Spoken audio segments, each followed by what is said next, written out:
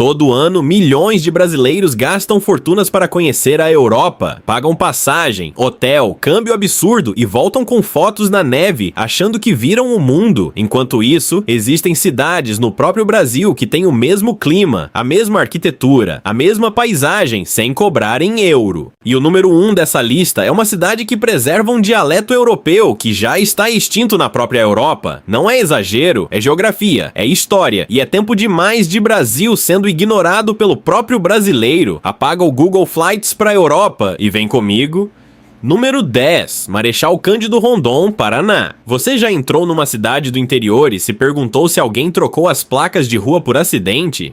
Em Marechal Cândido Rondon, no extremo oeste do Paraná, quase tudo tem nome em alemão. As associações culturais, os sobrenomes, as festas, os cardápios, o cheiro de cucas recém-saídas do forno numa tarde fria. Isso não é cenografia para turista. É o cotidiano de uma cidade colonizada por descendentes de alemães que chegaram do Rio Grande do Sul nos anos 40. O inverno aqui é rigoroso. Geadas que cobrem as pastagens de branco criam uma paisagem que, com uma caneca de vinho quente na mão, você jura estar numa aldeia da Bavária. A Festa das Nações reúne danças folclóricas e gastronomia típica que a Suíça cobra 300 euros por dia de hotel para oferecer. Aqui você encontra por uma diária de pousada e um prato de marreco assado. E se uma cidade que parece Alemanha, no Paraná, te surpreendeu, espera o que o Rio Grande do Sul esconde num vale que os gaúchos guardam como segredo de família.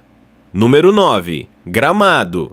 Rio Grande do Sul. Gramado todo mundo conhece de ouvir falar, mas conhecer de ouvir falar é diferente de entender por que essa cidade de 42 mil habitantes vende 6 milhões de ingressos por ano para o Natal Luz. A resposta está na execução. Gramado não imita a Europa. Ela a reproduz com uma obsessão que beira o religioso. As casas de enxaimel não são fachada decorativa. São construções reais onde pessoas reais moram. A rua coberta tem aquecimento em dias frios. Tem aquecimento no Brasil. No inverno, temperaturas negativas e neve real cobrem as hortênsias de cada canteiro. O chocolate é produzido com técnicas trazidas por imigrantes no século XIX. Uma única rua do centro tem mais de 10 chocolaterias artesanais. A vista da Serra Gaúcha com névoa, cheiro de fondue e vinho quente no ar não deve nada à vista de Interlaken. Mas se Gramado é a vitrine polida, a próxima cidade é onde essa experiência existe sem enfeites para turista.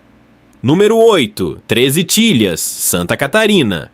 Existe uma cidade em Santa Catarina onde o dialeto austríaco ainda é falado nas casas, onde o padre celebra missa em alemão toda semana, onde o café da manhã inclui pão de centeio e salame feitos na propriedade vizinha. 13 Tilhas tem menos de 8 mil habitantes e é exatamente esse tamanho que preservou algo que cidades maiores já perderam. Fundada em 1933 por colonos liderados por Andreas Thaler, ex-ministro da Agricultura da Áustria, a cidade foi construída com uma intenção quase utópica: recriar os Alpes no interior catarinense. A festa da tirolesa traz trajes típicos, danças do século XVIII e Odel ao vivo. Quando austríacos visitam 13 Tilhas, alguns choram, não de saudade do Brasil, de reconhecimento. Número 7. Petrópolis, Rio de Janeiro. A 68 quilômetros do Rio de Janeiro, Dom Pedro II escolheu Petrópolis para escapar do calor e construir um império em miniatura. O Palácio Imperial guarda a coroa, o cetro e as joias da família real, com um acervo que envergonha museus europeus bem mais famosos. As ruas do centro histórico têm canais de água correndo ao longo das calçadas, inspirados diretamente nas cidades flamengas. O microclima é o ponto. Temperatura 7 a 10 graus abaixo do Rio. No inverno, névoa densa desce sobre os casarões do Quitandinha com uma atmosfera que nenhum filtro de foto precisa melhorar. Stefan Zweig, o escritor austríaco que chamou o Brasil de país do futuro, escolheu Petrópolis para viver seus últimos anos. Talvez não seja coincidência. Número 6. Penedo, Rio de Janeiro.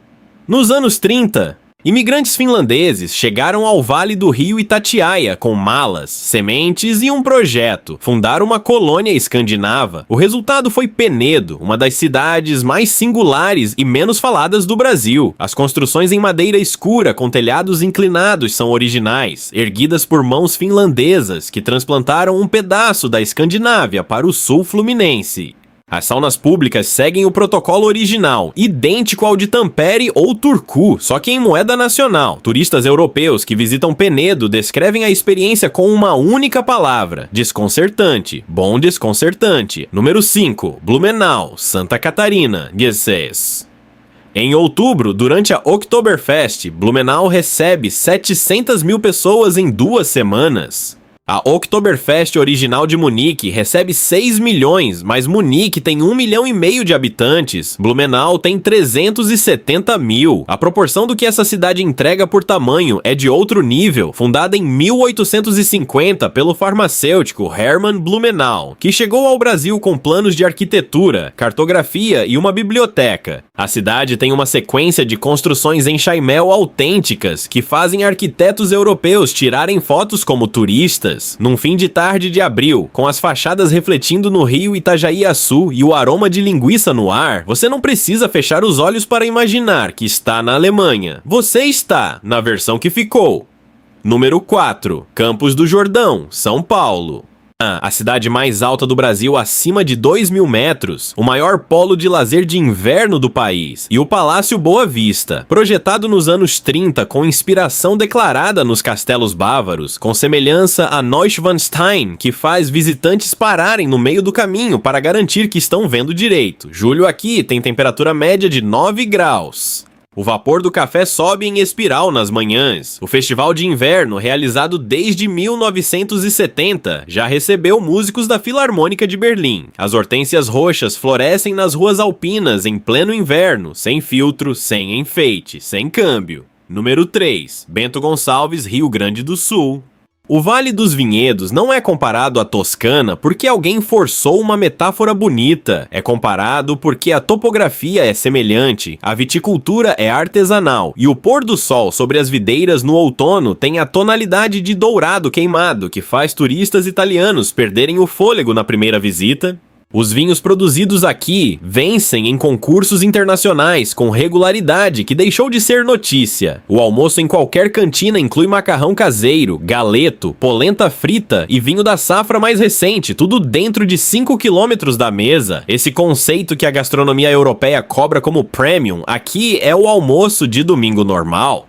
Um enólogo italiano que estudou o Vale disse numa entrevista que o que o surpreendeu não foi a qualidade do vinho, foi a qualidade da vida em volta dele. Número 2. Nova Petrópolis, Rio Grande do Sul. Se Gramado é a vitrine, Nova Petrópolis é o arquivo. O dialeto Hunsrückisch, trazido da Alemanha no século XIX, ainda é falado nas comunidades rurais por idosos que nunca aprenderam português de forma fluente. Não é performance, é linguagem viva, resistindo ao tempo. A Festa da Colônia, realizada desde 1959, não tem palco com LED nem DJ. Tem danças folclóricas que grupos ensaiam o ano inteiro e receitas guardadas em caixinha como relíquias. O Parque do Imigrante tem uma aldeia germânica do século XIX completa, com ferraria, moinho d'água e jardins que florescem com exuberância irritante no inverno. Irritante porque faz você perceber que o Brasil tem isso, e ninguém conta. Número 1. Pomerode, Santa Catarina. O que significa uma cidade ser mais alemã do que a Alemanha? Não é figura de linguagem. É uma frase que linguistas, antropólogos e jornalistas europeus usam quando tentam descrever Pomerode. Pomerode tem 35 mil habitantes, 70% falam pomerano ou alemão como primeira língua. O pomerano, dialeto da região da Pomerânia, está extinto na Europa. Não reduzido, extinto. Os últimos falantes nativos morreram no continente décadas atrás. Em Pomerode, crianças aprendem pomerano na escola. Linguistas da Alemanha e da Polônia viajam ao interior de Santa Catarina para estudar a língua que o próprio continente perdeu. A Festa Pomerana é o maior evento de preservação da cultura pomerana do mundo, não do Brasil, do mundo. A arquitetura em chaimel domina o centro histórico com uma integridade que Gramado usa como aspiração. Os jardins laterais que cada propriedade rural mantém têm um capricho que envergonha qualquer condomínio fechado de cidade grande. Um jornalista alemão que visitou Pomerode ficou com uma estranheza que levou dias para nomear. A sensação de que aquela cultura estava mais intacta do que qualquer coisa que ele conhecia em casa. Pomerode não tenta ser a Suíça. Ela é o que certas culturas europeias poderiam ter se tornado se tivessem tido paz suficiente para crescer, preservada na umidade da Mata Atlântica e no sotaque de uma criança que conta até 10 em pomerano antes de trocar para o português. Você já foi à Suíça e voltou, mas você foi a Pomerode? Curte esse vídeo se você descobriu um Brasil que não sabia que existia. Compartilha com aquele amigo que já comprou passagem para a Europa, mas nunca foi ao Sul. E se inscreve, porque o Brasil tem muito mais do que ensinam na escola e a gente vai mostrar cada pedaço.